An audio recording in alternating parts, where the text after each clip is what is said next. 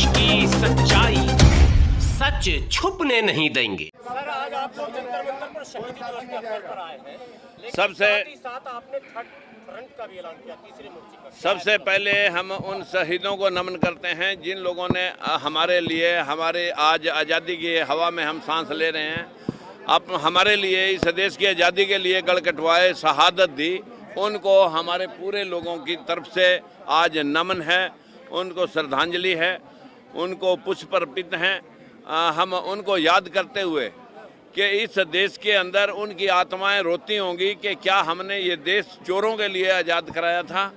देश के अंदर हालात इतने कारगर हुए कि जो ओबीसी समाज, जिसमें राजगुरु सुखदेव भगत सिंह आते हैं, जिसमें हमारे ऊधम सिंह कंबोज ओबीसी समाज में आते हैं, जिसमें सुभाष चंद्र बोस ओबीसी समाज से आते हैं, जिसमें राव तुलाराम ओबीसी समाज से आते हैं, जिसमें राजा नाहर सिंह और उसके सेनापति गुलाब सिंह जिनको फांसी चांदनी चौक में दी गई थी ओबीसी समाज से आते हैं, जो धन सिंह कोतवाल जिसने क्रांतिकारी छोड़ दिए थे वो लोग सब ओबीसी समाज से आते हैं। आज ओबीसी समाज और ऐसी समाज की जो 85% जनसंख्या है उसको हाशिए पे धकेल दिया गया है।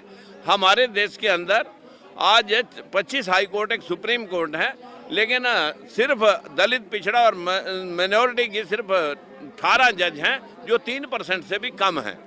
हमारे देश के अंदर 40 यूनिवर्सिटियां हैं, जिसमें लगभग 11,000 से भी ऊपर प्रोफेसर और लेक्चरर हैं।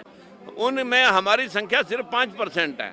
देश के अंदर हमारे सैकड़ों मिलिट्री की रेजिमेंटें हैं, दलित पिछड़े के नाम की कोई रेजिमेंट नहीं है। हमारे तो बच्चे सिर्फ चौकियों के ऊपर गोली का सामना करने के लिए हैं, लेकिन कमांड किन्हीं और लोगों के हाथ में है। 97% अफसरशाही जो सारी अपर लोगों की है।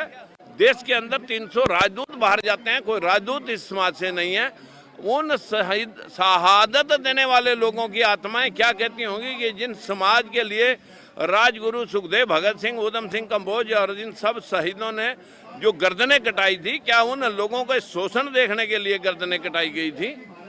देश के अंदर हालात इतना कारगर हुआ कि आज जो हमारे देश की व्यवस्था एमपी और एमएलए की है, वहाँ हमारे दलित और पिछड़े समाज की जो बाबा भीमराव अंबेडकर के संवैधानिक अधिकार के मुताबिक हमारे एससी समाज से तो हमारे 22% हमारे एमपी एमएलए बन जाते हैं, लेकिन बैकवर्ड क्लास जो 52% है उसका हिस्सा आज मात्र 10% भी है नहीं।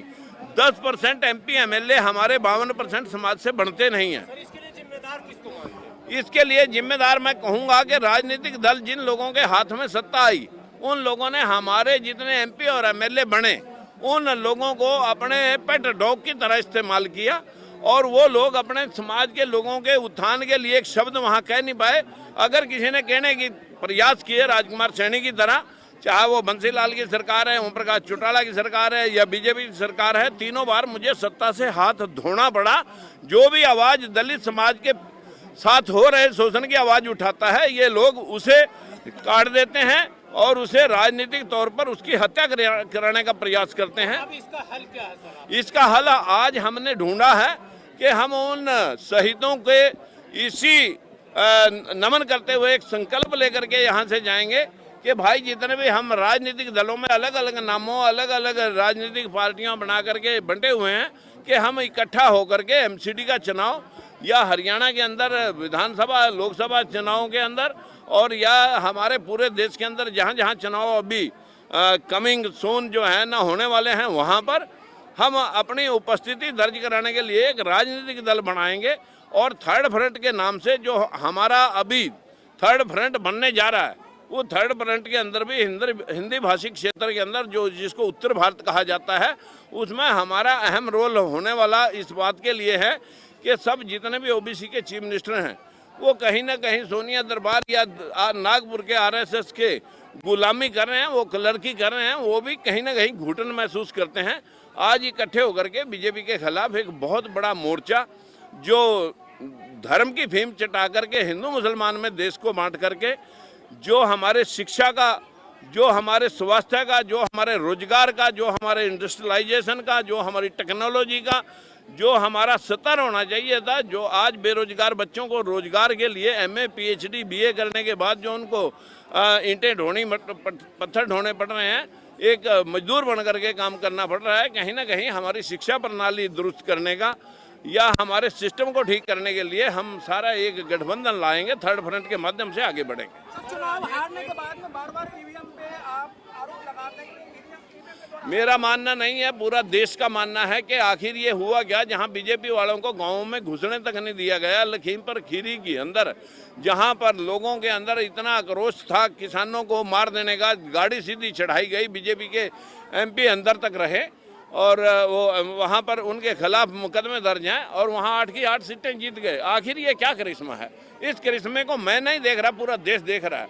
लेकिन मैं ये बात मानना चाहूँगा कि इस बात के लिए कि अगर कहीं कोई धांधली है तो आ जाएगी देर सवेर सामने, ज़्यादा देर तक नहीं लगी। सर, एक और करिश्मा है, चुनाव के फौरन बाद ओम प्रकाश राजभर के भाजपा में जाने की सूचना चलने लगी, लगातार चल रही है जी। और इधर आरएलडी के जयंत चौधरी की भी जी। कल को आपके विषय में भी मीडिया ऐसे चलाएगा, समाज का भरोसा कैसे जीता जाएगा? देखिए, राजकुमार सैनी के ऊपर इसलिए नहीं कि मैं तलवे चाटू राजनीति में बिलीव नहीं करता। लोग राजनीति में अपने परिवारों के, अपने बहन बेटियों तक के भी जो है ना इस्तेमाल कर लेते हैं राजनीति में चढ़ने के लिए, या अपने राजनीति से पैसे उगा करके अपने कारोबार खड़े करते हैं। मैंने अपने काम धंधे से, अपने कारोबार से राजनीति में आया।